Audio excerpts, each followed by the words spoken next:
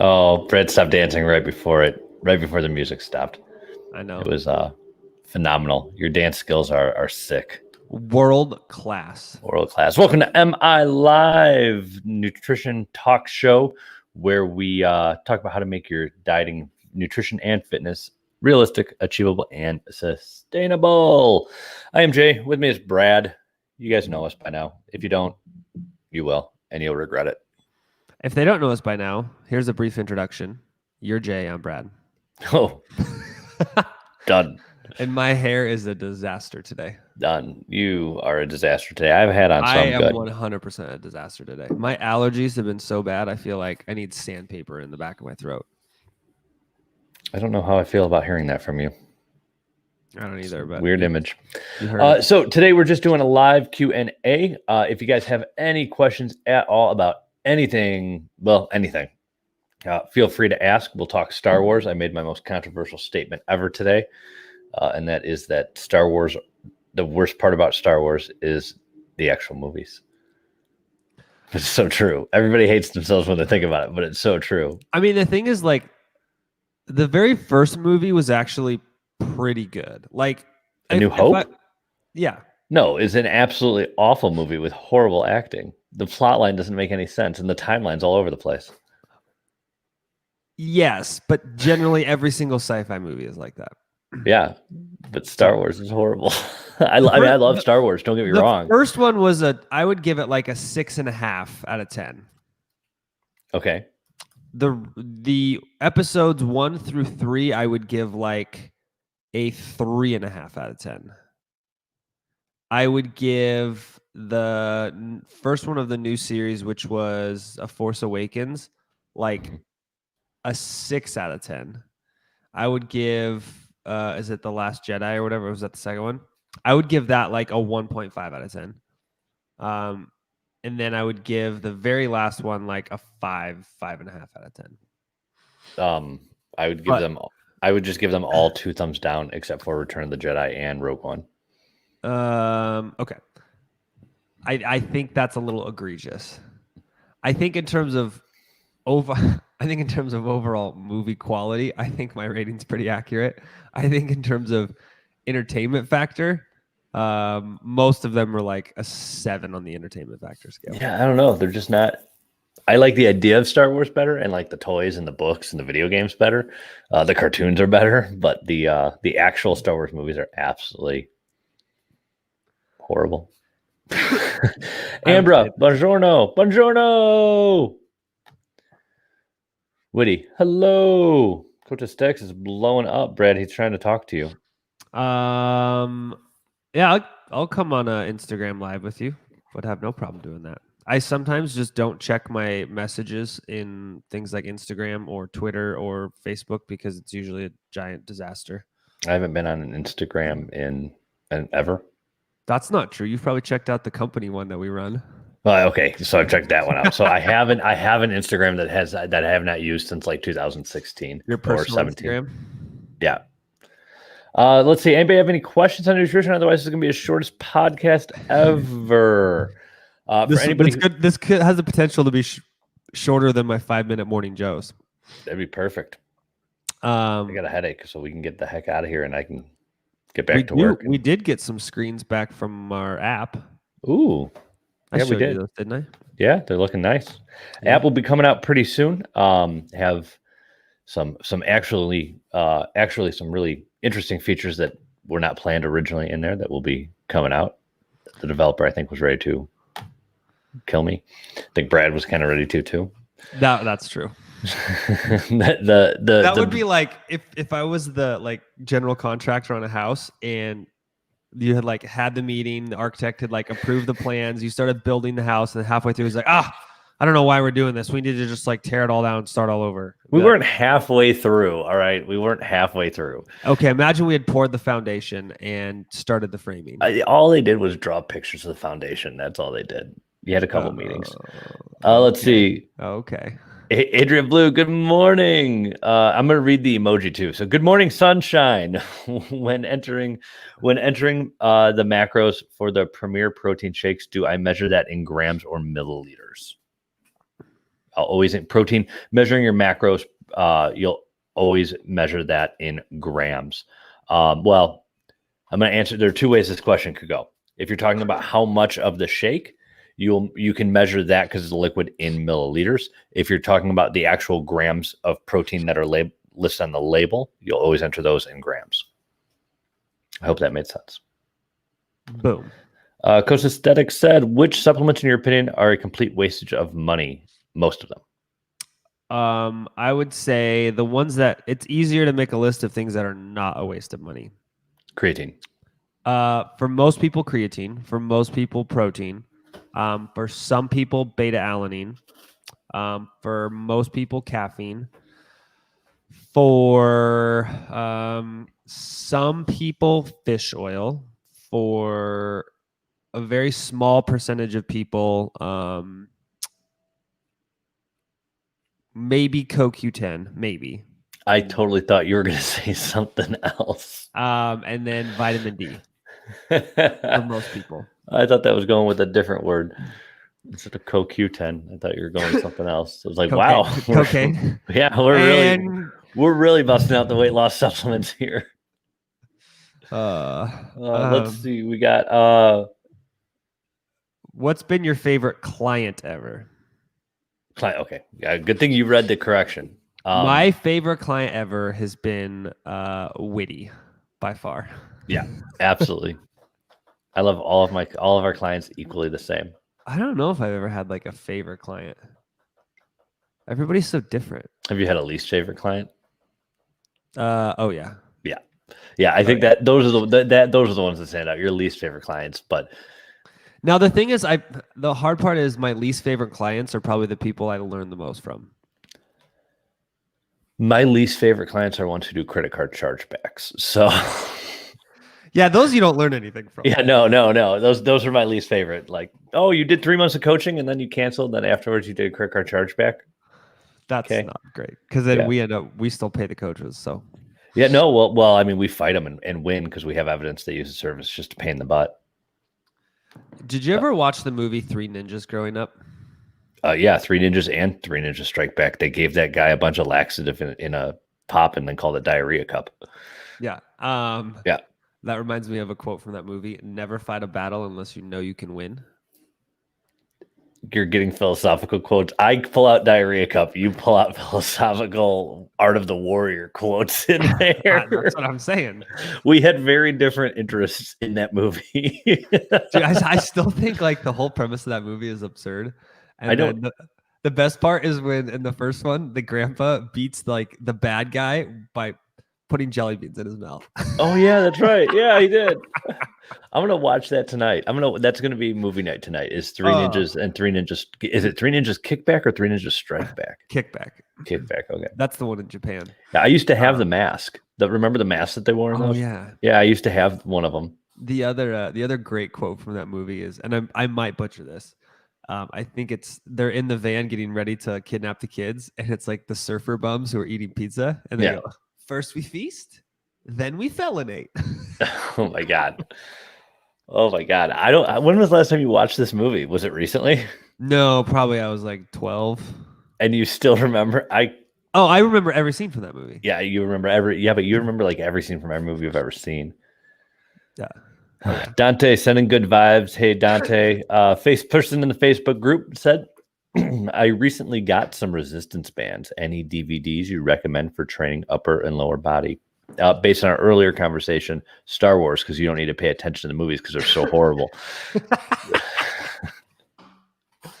You know what's funny is I don't know of any good workout DVDs. I would say just pull up some YouTube stuff. Mm-hmm. Yeah, I would honestly say if you're looking for home workout DVDs, videos, you can find pretty much anything on YouTube at this point. Billy Blanks is no longer there. Yeah, and I really would think for resistance bands, I mean, you can take a regular routine that you do at the gym and then just look up resistance band versions of those exercises. So like a resistance band bench press or chest press, resistance band squat with resistance, or because you put the bands and come down. You can find an exercise a replaceable exercise for bands for anything. So if you don't want to use a DVD or a YouTube video, just follow a regular workout like you would in the gym. Facts. No questions from Ambra. My super coach has me covered. Well, fabulous. Grazie for the compliment. Look at that. Look at throwing out the Italian today, the Italian. Adria, I'm glad that made sense. My answer from earlier. Perfect.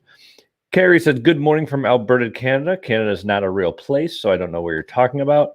I'm just kidding. Half of our coaches work and live in Canada. So does Yohimbean have evidence to support its effectiveness for fat loss? So it does, but the studies to date are primarily basically making lean people leaner. So there may be an effect in people who are trying to get to very low levels of body fat. Now, the problem with Yohimbean is there's not a ton of evidence. A lot of it's published in kind of Eastern medicine journals, which in itself are not a horrible thing, right? I read those quite a bit just to see what's going on over there. But so there's not a ton of literature on it. And then there does appear to be some issue with the quality of the supplements. It's one of those ones that you may not get the exact dosage that they're claiming in there, just due to the type of supplement it is. Is a Eastern Medicine Journal just from New York with a bunch of hipsters talking about what they're doing today? No, it'll be like... I'm kidding. I'm kidding. It was a joke, Brad.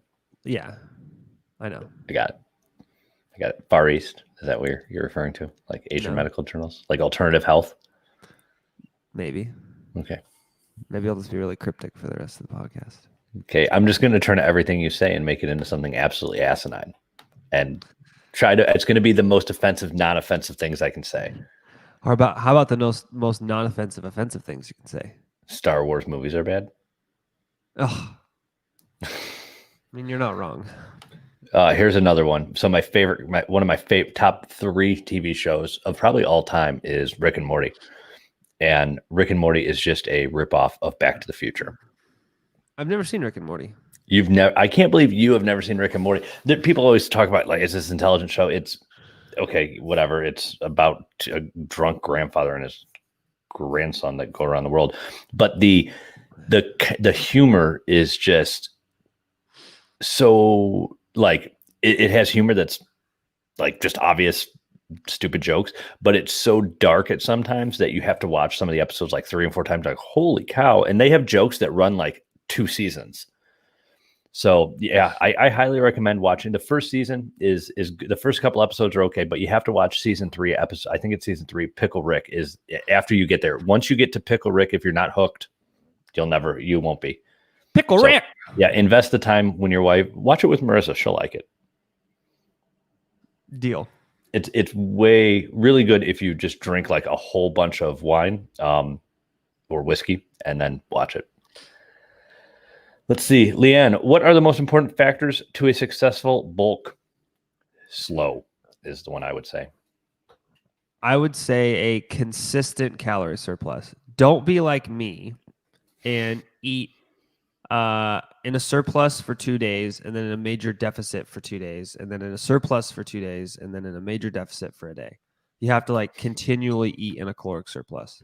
Yeah, and make sure I agree with Brad that consistently being in it, because otherwise you just are spinning your wheels.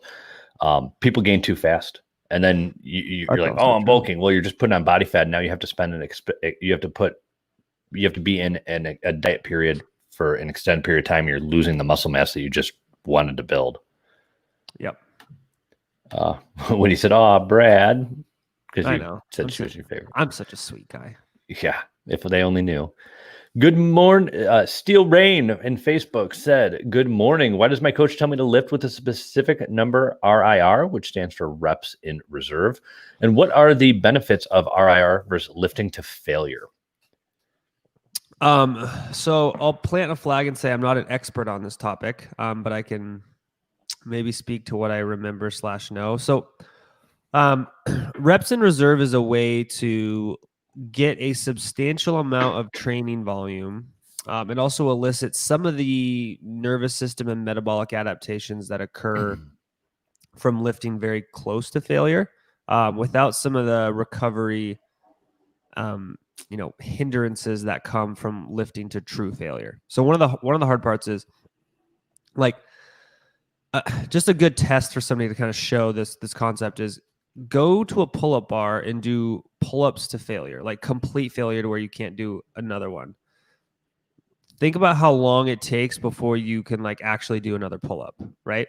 Now go back on the pull-up bar and do pull-ups and then leave yourself like 2 to 3 reps before failure. And then you can get back on the bar and do another 7-8 reps again within 30 to 40 seconds. But if you go to true failure, your ability to recover and get back to work is pretty minimal, right? Like if you've ever watched the CrossFit Games, you'll see one of the reasons that some of those athletes are so good at some of those events is they know how to pace themselves. Because once you blow up and it's hard to recover.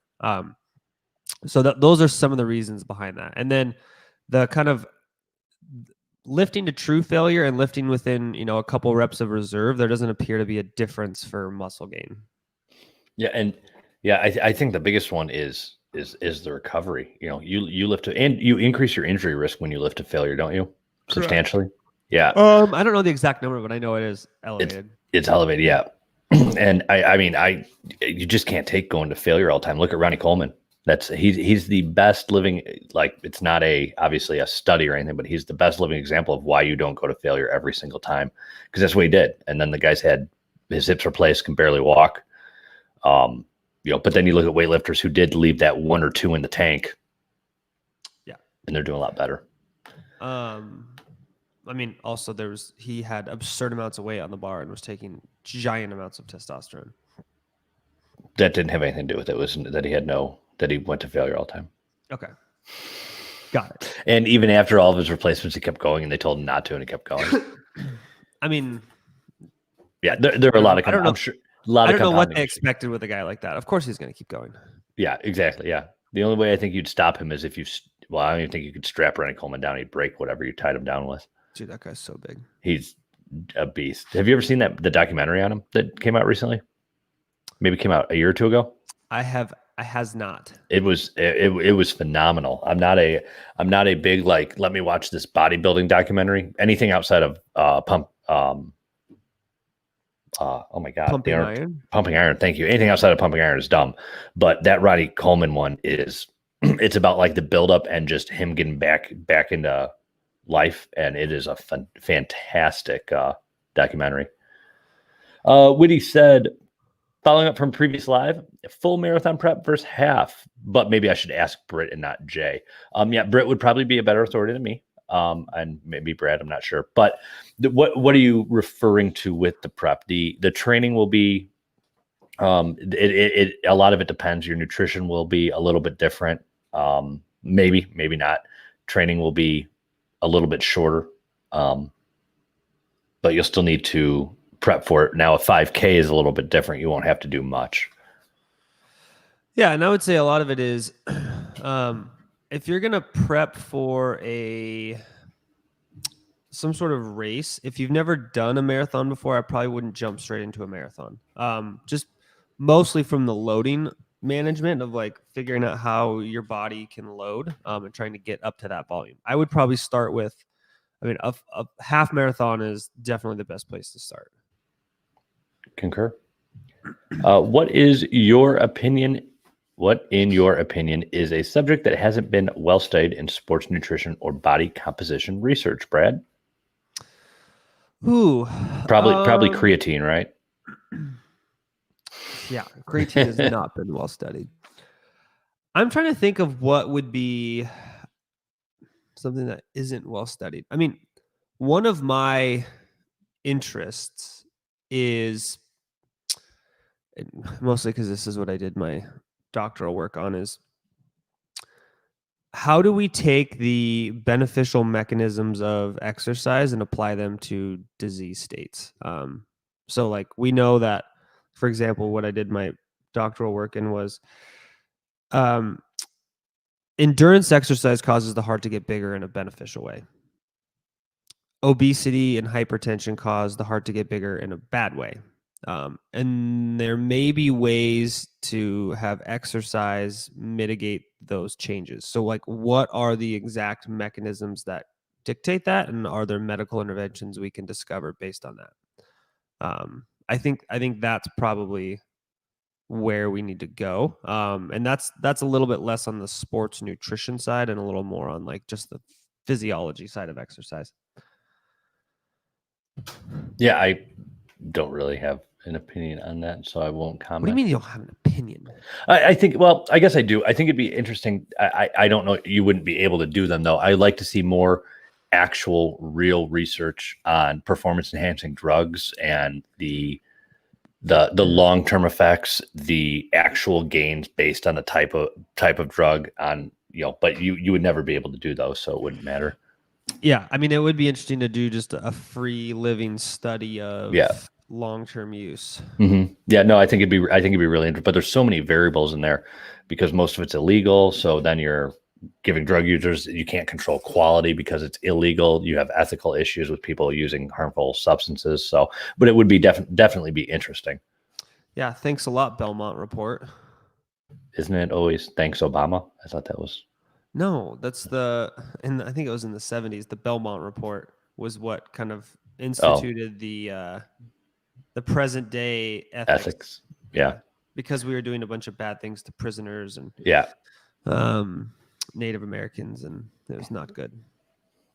No bueno. Let's see. Isn't that why we can never do another Minnesota starvation? That's why we can't ever do another Minnesota starvation experiment too, right? No, you could do that. You could get away with that? I was under the impression that was under no go as well. I mean, you have to structure it a lot different. Okay. Like you couldn't just take conscientious objectors and say you're going to do this. They'd have to volunteer for it. Yeah. Yeah.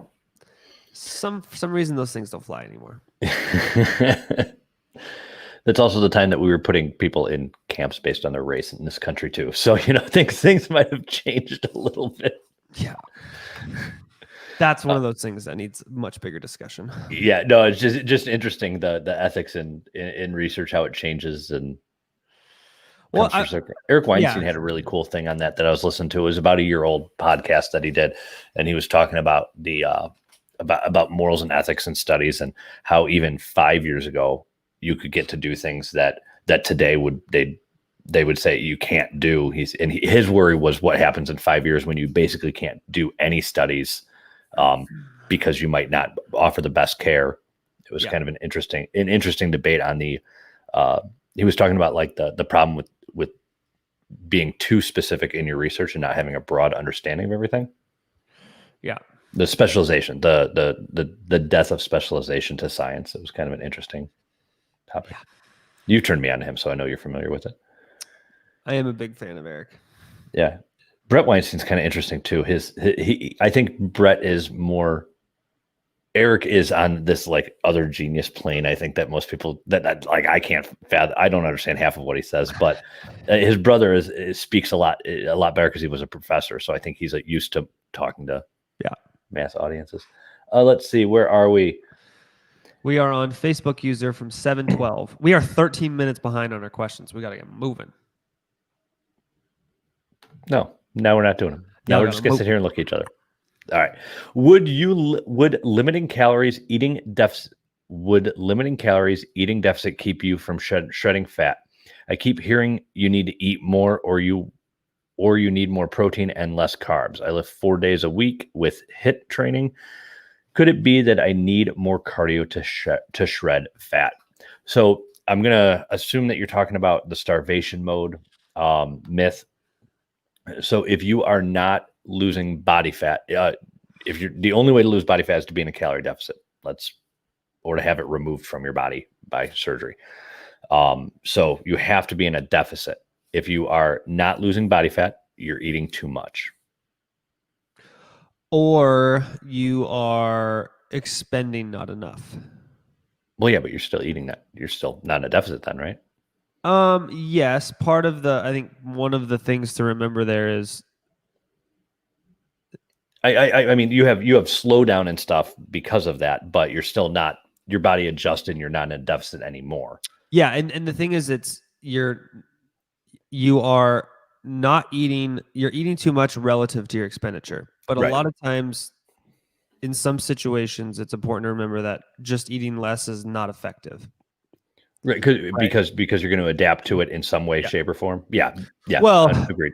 Well, maybe not. And I mean, that's a big piece of it. But the other piece is like, let's say you're consuming 1,200 calories a day and you're moving, let's say your total energy expenditure because you don't get off the couch is 1,100 calories a day, right? Like, is the best option there to say, hey, like the best long-term option is that, hey, let's eat 700 calories a day? Probably not. Oh, right. No, I agree.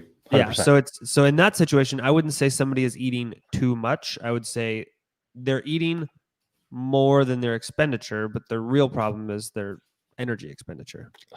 God, why? We said the same thing. You just said it better. Why do you have to be like that? My name's Brad. I have a PhD. You know what, Brad? I have a headache. So and I'm dizzy. Maybe your hat's on too tight. Huh.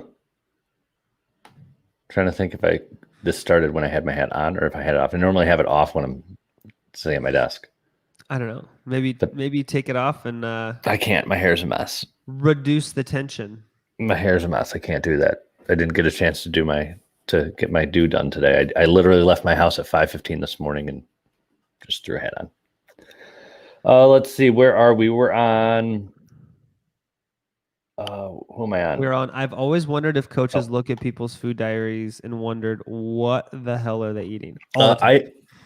Yeah, all the time. And I've actually found some pretty interesting things. Like I've looked at food journals and been like, ooh, I wonder what is this? And then that sounds good. I'll have that. Yeah, exactly. Like, ooh, can you send some to me? Thank you.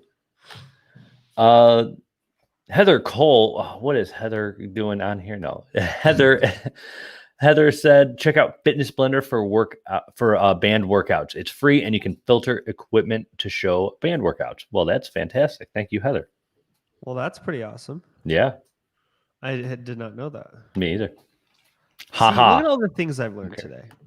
You've learned how bad Star Wars films are. Well, speaking of Star Wars, I finished the Millennium Falcon Lego last night. Of course you did. Yeah, 1,900 pieces. I'm so glad that I woke up this morning at 4:00 to a text message from you making me hate myself. I woke up at 4:30 Chicago time, so 2:30 Brad's time, and I sent him a message that said, if you objectively think about it, all the Star Wars movies are meh. They aren't good films. The storyline and idea behind it is what people like. In general, people hate the movies. outside of maybe Empire Strike of Empire Strikes Back, there's really nothing good, and they're kind of shitty qualities with overacting and awful storylines. They are. The idea of Star Wars is way cooler than the actual movies. It's very depressing when you think about it, and it ruins your childhood. And I'm sorry that this is what I woke up to, but if I have to wake up miserable and hating everything, then so do you. I'm taking the rest of the day off. I can't cope with this. Let's see. Dante said, I'm thinking about studying something else. I have time, but I'm still choosing between sports training, Chilean Olympic Committee certification, or sport kinesiology. Any opinions? Depends on what you want to do. Yeah, if you want to be an accountant, neither of those would be good. That's also true. If you want to work with athletes, I would say the sport training. If you want to be a little bit more on like the rehab side of things, I'd say probably the sport kinesiology. Give some thought if you actually really want to work with just athletes. I think all of us early in our career are just like, oh, it'd be so awesome to work with athletes. Just athletes, yep. And then you realize it's just a giant pain in the butt most of the time. You know who mostly get the jobs working with people who are athletes? People who were high level athletes that the people who didn't have that 0.5% turn pro. Yeah. So because there's a lot of smart athletes out there, and unfortunately not all of them make it. There's a guy in the NFL right now who just graduated medical school, and he's not playing right now so he can go work to help out with COVID stuff. And he those are guys in the NFL. Now there's how many guys not in the NFL or not in some sport that didn't make it pro are at the top of their field now. Who are they going to work with? People they know. Yeah, there's nothing wrong with trying to work with athletes. That's your goal. But I agree with Brad. It's something that most people, I think, start out with and then end up going towards Gen Pop. Yeah. I will say though, if you do want to work with athletes, one thing that I've always thought is a path that not many people take is going to work with younger athletes. If you want to go work with, High school. teenage athletes, that's an area that is very underserved, I think. Also is a very potentially lucrative market. Yeah. If you want to deal with high school kids, which I would not. Yeah. Or their parents, that might be the worst one. Parents are great. I've never had any bad experience coaching and dealing with parents ever. Is that sarcasm? No, never. Did you never? I don't believe that at all. I don't believe that one bit. That was the most sarcastic look I've ever seen. I played hockey, and I mean, my dad would. I don't ever think he saw me play a game. He would drop me off at the ring, but I'll be back later. Bye. You know what's funny is, but some of these hockey parents were insane. My basketball coach in high school, who, I mean, now that I'm older, I appreciate everything he did for me at like a very, very high level. But at the time, it was, as a young 16-year-old, you don't really. But he had, so the beginning of every season, like the day after all the tryouts were done and teams were selected, he would hold an all-parent meeting. Players weren't allowed, just parents. And he would hold a meeting with them and kind of let them know like what the season was going to look like. And he said, I will have zero contact with parents. If your player has an issue, they will talk to me. There is no contact between me and the parents. These are young men. They need to figure it out. So, yep. The only situation is if there's like some catastrophic event that needs to come from you guys. But if it's an issue about like playing or something, I'm not getting enough time. Come to me. Yeah. But if it's an adult issue, a family issue or something, yeah, it makes sense. That's absolutely the way it should be. I remember playing hockey. I was a goalie. I had to be 13 or 14. My dad dropped me off at the rink, went wherever he was going.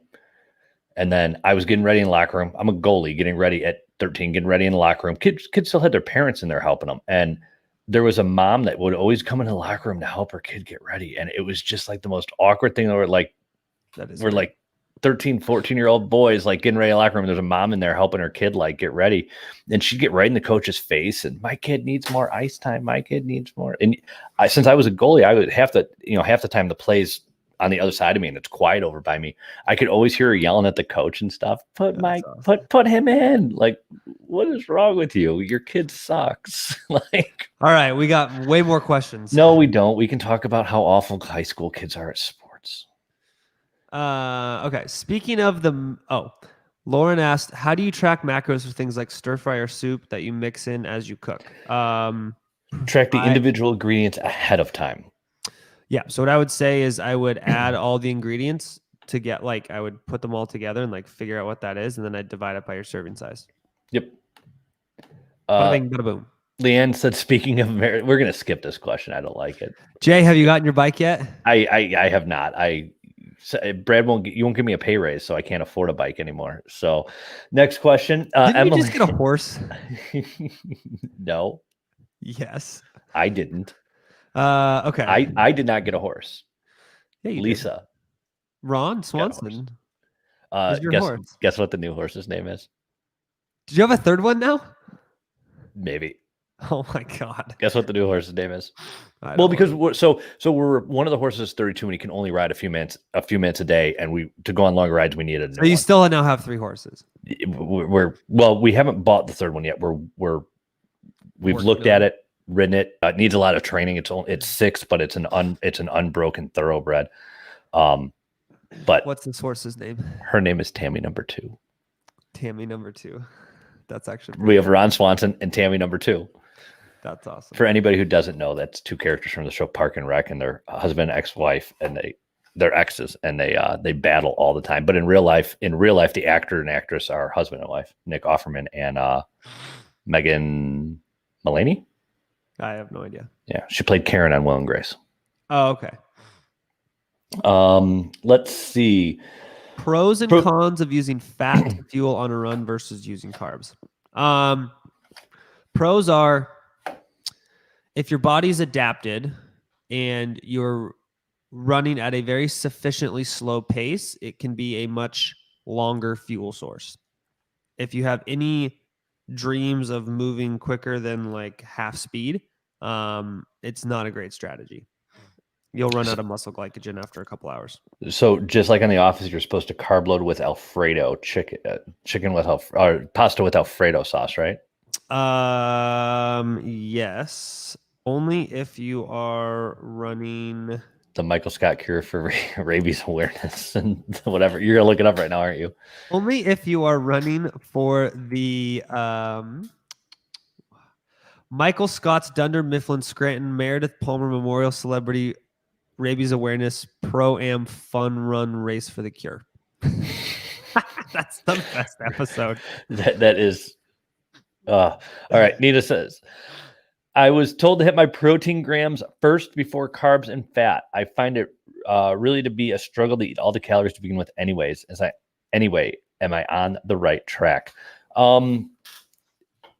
That's a yes, you are, and I can sometimes agree with that statement, but sometimes it's not needed. So, first, if you're struggling to hit everything, it depends how far you're under. So we'll assume that you're making progress with your weight loss, and then if you're making progress, if you're not hungry, don't force yourself to eat. If you're not making progress, if your weight's stalling or even going up, and you're saying I can't eat all my food, there's probably a tracking error somewhere. We're dieting. We typically are going to be hungry when we diet. Just what's going to happen. That being said, if you're significantly short on calories, you should make sure you're pretty close to that protein number if you're going to be off on other ones. Yes, I will. I'll provide a little more context to that last question because I feel like we didn't do a great job of providing a lot of detail on the running one. Yeah. Okay. So what we know from probably the last at least 10 years of research, because this has been kind of a hot topic, is when you're exercising at 65% or above of your max kind of VO2 in terms of endurance training, you're utilizing a pretty large amount of muscle glycogen for training. So if you try to be like keto adapted or fat adapted for endurance events, even if you are performing at 65% or above, you're still going to be relying pretty heavily on muscle glycogen, even if you're quote unquote fat adapted. And there have been studies that have looked at like, hey, if you take exogenous ketones or if you block fat metabolism, like how does that affect things? And we do know that carbohydrate metabolism is still the majority of the energy requirement for higher intensity, and that means about 65% or above. Okay. So what about training high and low? Like high carb and low carb, high fat and low fat. Yeah, that was one of the things that when I went through the CISSN, that was one of the things that was really big and pushed then, and I'm not. Yeah, there do appear to be some kind of mental, like psychological benefits and some biochemical benefits to training in your body in both high fed and low fed carbohydrate states. I think it's just making your metabolism more robust. Like you can use different fuel sources. Now, I think that really probably only applies for pretty high level athletes who are pretty tuned in.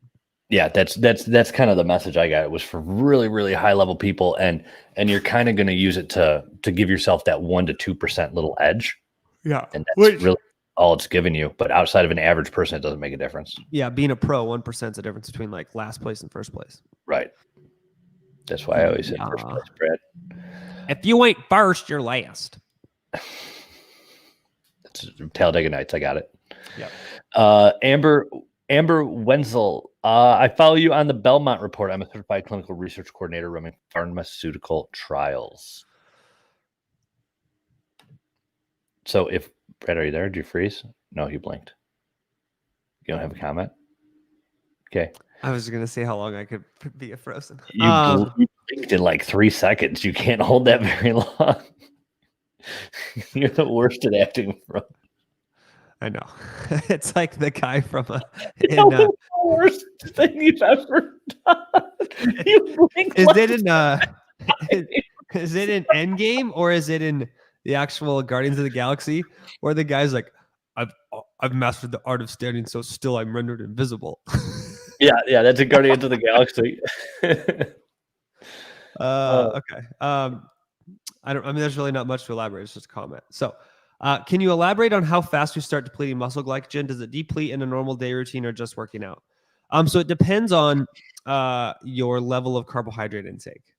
So we do know that even if you're not super physically active and you have a very low carbohydrate diet, over time your glycogen stores will deplete. They won't go to zero, but they will go to somewhere between 50 and 70% of max capacity, even with minimal training on a very low carb ketogenic diet. So that suggests that we do start depleting muscle glycogen in a normal daily routine. Okay, I read one of the comments around coming up, and I'm going to skip to it now. So, tips and tricks for a beginner. This will be my first time weighing food and tracking. I thought it said tips and tricks for a boomer when I read it real quick, and I was just gonna put it up, say tips and tricks for a boomer. Okay, and then I get rid of it. So tips and tricks for a beginner. First, read our ebook. I think that's the most important one. If you haven't, go to macrosinc.net/ebook and download that. That is 28 pages of pure, unadulterated awesomeness. Yeah, it's 28 pages of tips and tricks, right? And then the biggest thing is it's not going to be easy at first. Don't try to get complicated with big fancy meals. My advice to people just starting out is go into My Macros Plus, and even on paper first, write out 3 meals and 2 different snacks for different times in the day that you could eat every day for a week. Not every day for multiple weeks. Just, hey, this week, this is what I'm going to do. Then put that into My Macros Plus and weigh and adjust the portion sizes so that you have hit your macros or calories within 10%. Do that every day, and don't just and every day when you make it, weigh everything out. And then by day 5, you'll be like, all right, well, I'm sick of having turkey sandwiches. What can I swap out for this? Because now you're going to have a feel for something. Now we can swap out. Maybe you'd make it simple. Swap out turkey for ham. And then for dinner, instead of having, you use half the butter, and then you can put cheese on your sandwich as well. And now you've made a swap. And now you're slowly building up that skill. And by doing something like that for like 2 weeks, you're going to be able to track anything. Yeah. And then if you still need help, you should sign up for coaching at macrosinc.net/services or macrosinc.net. 2-week free trial. Have a chat with a coach. Get a free consult. See what they think. What kind of tips you can get. And if you think it's good, there's the link right up on the screen if anybody can see it. macrosinc.net/services. Have your consult with the coach. It's free. You like it, stick around for a couple months, see what kind of progress you can make. It's not for you. Cancel, no charge. Jay, I don't know how you get the little scrolly thingy mabobber. What scrolly thingamabobber? The online, the little, see how there's the bottom one? The thingy and then the thingy. Yeah, go to banners. Yeah, I did. And then hit the arrow on the top left. And then I'm categorized. I'm organized. You have a show sponsors sculling. Yeah. Oh, does it say sculling? Oh, whatever. That's awesome. Close enough. All right. I'm going to call it that from now on. Yeah, whatever. Where are we? We are, Woody said, just to clarify, I already did a bunch of halves and a full marathon. I'm training for another full. I want to improve nutrition pre-post during runs. Then I would say it depends on how much time you have for training. Yeah, and I believe Woody's in coaching. I would say ask your coach. That's what I would go with. They probably have much better answers than Jay and I just spouting off things that are quasi-philosophical at this point. Yeah, without knowing your history and going into too much. It's hard. Marathon training is one of those things that I think reading nutrition for marathon trainings is one of those things where if you're reading a generic thing, it's just not going to go well for you. Dante said he wants to work with everyone. Then I would recommend away from the Olympic weightlifting option then. Yeah, I mean, you could do a sports training, like learn how to train athletes, and then also give yourself some additional certifications and experiences on general population. Previously, Brad said that working with high school students, parents are never a problem. And Michelle said, I'm a parent of 11, and I detect that's a lie, Brad. Full truth. So never had any parent issues. Since Michelle has 11 kids, does that make her 11 times easier to deal with than a parent of one, or 11 times worse? Do you think that means she's a parent of an 11-year-old, or do you think that 11 she children. actually has 11 children? I'm going to go with 11 children. If she has 11 children, I will give her a triple gold star and medal of honor and anything else I can bestow upon her from my very low position in this country. Jessica said, "Hey guys, do you have any advice for trying to stay full and not getting tired or dizzy between meals when you can't eat? I'm on maintenance, but I'm 47 kilograms, so that's not a lot of calories. 47 kilograms is about 105 pounds. Yeah, so I would say a couple options. One is spread it out between this is where the meal frequency might be beneficial, like having 6 small meals a day versus 3 big meals a day. That might be helpful. You, depending on your physical activity, you could get a lot more physical activity in a day and then allow yourself more calories. You maybe need to change your macronutrients to be maybe a little more protein and a little more fat, if that's the case, or a little more protein and a little more carbohydrates, or kind of depends on a bunch of those circumstances. Your Situation. circumstance. Most days. Yeah. Yeah. And the other thing is, if, small people, being a small person sucks when you diet because you get small amounts of food. Your deficit might be too much. If you're 47 kilograms, you might only be able to diet in like 100 calorie deficit, and weight loss is going to be slow anyways at 47 kilograms. So maybe we're dieting down at 100 calorie deficit so you can eat 1,100 calories a day. Maybe your maintenance is 1,200. We only diet down at 1,100. It really depends. Woody is not in coaching yet. Maybe one day. I think you're just so active and fun to be around in here, and just so we talk to you so much in here that I assumed I've seen your name so many times. I feel like we can solve that problem and just I have a solution for you to get into coaching. /services. Macrozinc.net/services. All right. Brad, we hit the end of our questions. Are you happy? You seem to be panicking. Oh no, there's another one. Oh. Amber said, suggestions for helping cut out sweet candy-like snacks when those types of snacks cause me to binge eat. If you can't kind of plan them into your day and have one or two, and it's just kind of a control thing, I'd just remove them from your house. Mm-hmm. That's the biggest thing. Over time, your cravings will go away. Yeah. I one of the things that I always had that people always said that I've always had clients say would be, and I didn't have a kid in my house at the time, they'd be, I can't take these out of my house because I have kids and stuff like that. I don't know. If I just don't buy it when he comes, hey, I want chips, or I want this. No, we don't have any. Okay. And he just walks away. Like that's it. He doesn't care. He'll go grab, if I tell him, no, we don't have any potato chips, I'll just say, do you want some grapes? Yeah, sure. Perfect. He's always going to ask for the chips first, but then he switches right over to grapes, and it's never an issue. It's I want grapes now. What? I want grapes now. Well, you can get grapes. It's too early for grapes. It's only 7:50 in the morning for you. It's too much. Somebody on Facebook said, I'm always here as the lives end and Brad is tired. Brad's he's still waking up.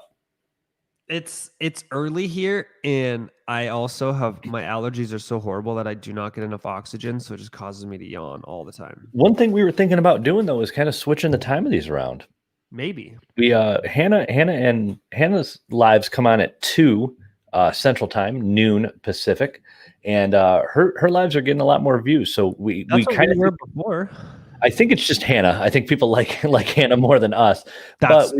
I like Hannah more than us. Yeah, I definitely enjoy talking to Hannah more than I enjoy talking to you at this point in my life. That's she doesn't give me like the like you do. Yeah, she doesn't give me those disappointed looks every 4 minutes. Or maybe I know you too well because I can hear the way you're looking at me over the phone. I can hear the way you're looking at me. Yeah, I can hear the disappointment in your voice now. So if anybody in here, everybody who's here right now, we have a few minutes before we're going to get off. Would anybody who strongly objects to us changing the time. Now, a lot of you guys are listening on the podcast, so this doesn't affect you. This affects the people who are watching live. And we know that the podcast is more popular than the lives. So we figure what would be easier for Jay and Brad. But you'll probably get Jay and Brad really tired if we do these in the afternoon. You know what, Brad? If we do them at noon Pacific, 2 Central, we could, instead of doing morning Joe like you do or coffee, we could do afternoon brews. Oh, we could. Weekday whiskey. Oh my God. Yes. We could just have, afternoon cocktails, sitting down, having nutrition. Yeah, but the problem is then I'm doing that at noon, and how am I going to get any work done the rest of the day? Wake up earlier. What? If you wake up at 3 a.m., you can have all your work done. So at noon, you can start drinking for our lives. Dude, if I started working at 3 a.m. and only worked until noon, I still would be behind. That's a 9-hour workday. So That's you're not enough. Well, yeah, but then you work till like noon. You start drinking. You have 2 drinks, 1 drink an hour. You work till 2. That's good. And then you can take a nap, sleep it off, and then come back at like 7 p.m. Yeah. I have this all figured out. Just let me plan your work schedule. No. All right. I don't think we have any questions. It doesn't sound like anybody objects. So maybe next week we'll have one on Friday in the morning again for the lives. Michelle did confirm she has 11 kids. She does have 11. Woo. Where did you see that? Oh, that's 11 kids. And I'm pretty laid back. Never went in the locker room. Thank goodness. Last but not least, let's see. We should have a bunch more podcasts. We have an entire month of podcasts we need to release. Did you see Google Drive? I uploaded them. I can't see them. They're uploaded. I'm looking at them right now. Did you put them in the audio files for editing one? Yeah. Oh, there they are. I will get those rolling this afternoon, and I'll upload a bazillion of them. Cool. This is how we do it. I hope that you put these in order, because otherwise they're going to I have to go through and so I had them all dated, and then when you change the date on Macs, when I use a forward slash on a Mac for the date, it put them all in as asterisks and nothing. It like changed all the file names. So I had to delete them, delete the file name, delete the dates that I had in there, put them back in, and now I have to add the dates after we're done here. Yeah, or I can just throw them up in a random order, and you could just do that too. Yeah, they're all golden. They're all Emmy award-winning episodes with amazing sound editing. Until once when we're like, hey, tomorrow Mike's gonna be here. Oh yeah, I think there's only a few of those, so it'll be fine. Oh, that podcast ranking is falling as we speak. Oh yeah, 100%. All right, guys. Well, I will. I think we're out of here. A couple people. Some people in Australia like this time, but yeah, maybe we'll do a mix. We're gonna test it for sure. You're gonna test it for sure. Why are you so rude? All right, I'm out. Are you out of here, Brad? Or are you gonna stick around for a little while? I'm out.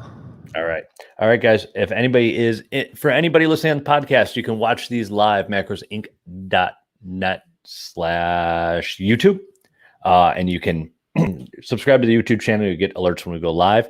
If you go, Brad's pointing, but they're listening to podcasts. People who are watching live already can see that little button. Anybody who is watching the live right now or watching the replay on Facebook or YouTube, you can go to macrosinc.net/podcast, take us with you in your pocket, and then listen to us wherever you want on your drive. Anybody who wants coaching, macrosinc.net/services, you can join our free Facebook group with 170,000 people, and then macrosinc.net/free group. Brad, do you have anywhere else you'd like to add? I would also go to NutriWiki.org if you have any additional reading you'd like to do on the topics we discuss on the show.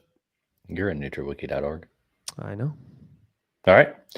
Brad, we will be back on Friday. Same macro time. Same macro channel. I hate us so much. I'm so disappointed in us for ever starting to say that. How good was that? I'm so disappointed in us, though. Like, I'm proud of us that we did that without ever even thinking about it, but I'm very disappointed in our saying. It's just, what have we become? Yeah. We should come up with awesome radio names, like awesome podcast names.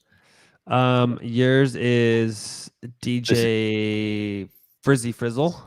DJ Frizzy Frizzle, and this is with me is DJ PhD. See, it works awesome. Oh my god! Welcome to KBBL in the mornings with DJ PhD. See, it works awesome. I'm so glad that you have this experience in your life. Yeah. Did you know I can also do Mickey Mouse's voice? I feel like I need to hear this. See, I do it perfect. I do laughs. Hi guys. See, Oh I do that in the car to leave all the Can time. I start referring to you as Steamboat Willie now? It's the only voice I can do like accurately. I can also All do right. Bobby. I can also do Bobby from Bobby's World, but that's about it. Okay, I'm gonna start calling you Steamboat Willie. Steamboat Willie. Oh That was. I'm pretty sure that was the original Mickey Mouse movie. Yeah, it was, but I feel like that's a really bad Bill Clinton nickname for some reason. Oh my god! What? Do you remember what the original Mickey Mouse looked like in Steamboat Willie? Yeah. He did not look like his current iteration. No, he went through quite a few iterations. He went through a National Socialist phase. He went through a couple of bad issues there. This is totally off topic, but it's a Japanese like concept, and it has to do. I can't remember the exact name of it, but it's like what makes something cute. Unagi. Is it? No, it's not unagi. You don't know where that's from. Never mind. No. But I'll have to look it up. It was on a Stuff You Should Know podcast, but it's like there's distinct features of things that make them like cute. Mm-hmm.